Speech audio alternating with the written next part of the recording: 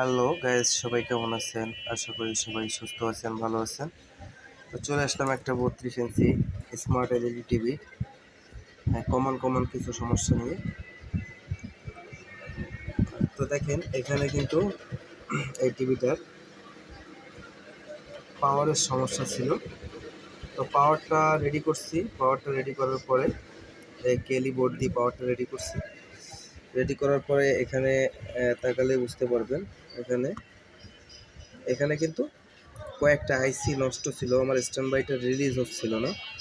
এখানে দেখেন 5 ভোল্ট ছিল না, 5 ভোল্টের একটা এখানে 6 পিনের একটা আইসি আছে, ওই আইসিটা নষ্ট হয়ে গেছিলো। পুনরায় আরেকটা আইসি তুলে আমি এখানে পাল্টে দিয়েছি। দেওয়ার পরে তবুও কিন্তু স্ট্যান্ড বাইটা রিলিজ হচ্ছে না।